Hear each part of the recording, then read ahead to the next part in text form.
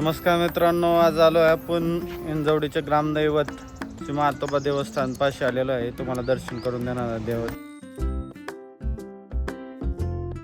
पुढे आणि वाकट लोकांची देव खूप श्रद्धा आहे.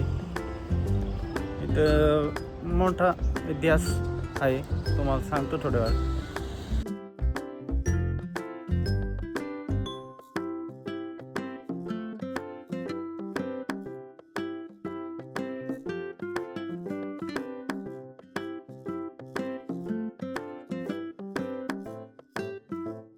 जाताना याचे पालन करायचं आहे.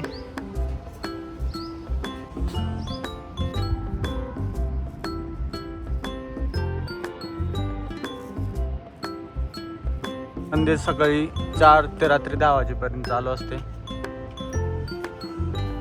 फायनली आपण मंदिरापाशी आता पोहोचलेलो आहे. चप्पल ठीक आहे.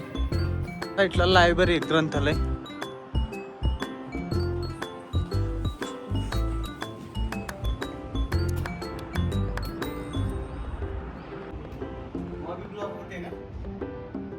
पाशी पोहोचले असं.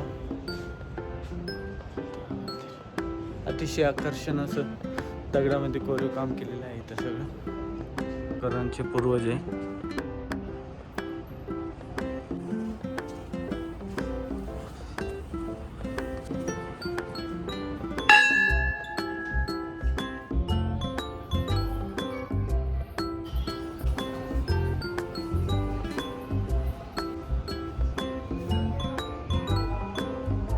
दर्शन झालेले आहे. साईडने बघू शकता तुम्ही कसं कोरीव काम आहे.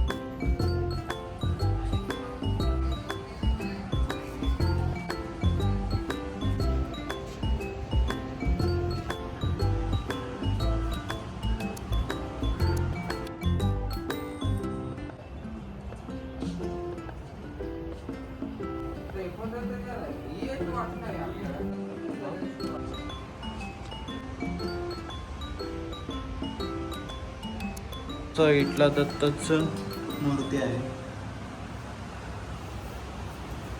अतिशय असं छान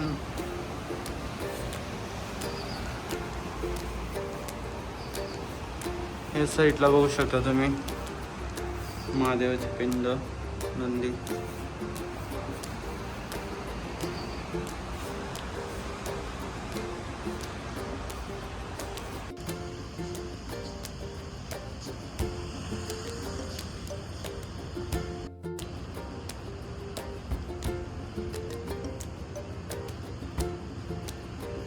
ते आपलं तिकडे जातात बघा ते माणसं आणि डबल बारप्याला आणि ते जा आणि ते हे झालेलं ते पाठीला ते लावत्यात. 2च जण माणसं राहिली होती ते गळकरींची. हा ना, नाही ते ह्याच आणि ते काय 2 माणसं राहिली होती ना, ती कुठं तरी चालली होती जांभूळकरची.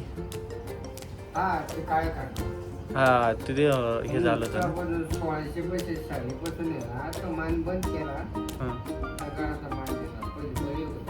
बळी देत होते ना पहिले, बंद नंतर मग ते शिवाजीच्या काळामध्ये शिवाजीने ते बंद केलं. देवाने शेवटची जोडी राहिली त्यांना आणले ना. मग देवानी सांगितलं ना सगळ्यांना इकडे देव म्हणला परत जाऊन मारतो. मग त्यांची काहीतरी मांडणी ते हे करून हे केलं ना. मांडी जाधव होते ना.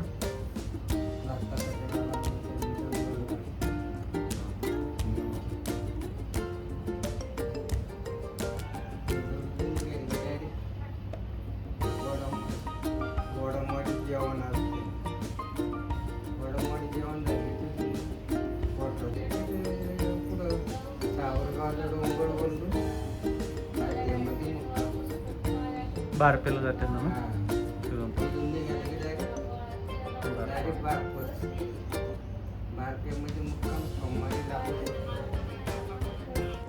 चैत्र पौर्णिमेच्या टायमाला या साईडला बगाडाचा कार्यक्रम असतोय. बगाड बारप्यावरून आणली जाते. इंजवडीवरून वाकडला मातोबाचं अजून एक मंदिर आहे, तिथं नेली जाते. नांदेडला जातो, जांभूळकर गळ टोचलं जातं ह्या साईडला त्यांच्या पाटीलला. त्यांना तिथून त्यांना हितला हिंजवडीचा उरूस चैत्र पौर्णिमेच्या दिवशी हनुमान जयंतीच्या दिवशी असतो. तर अतिशय सुंदर असा भंडारा भरतो इथं.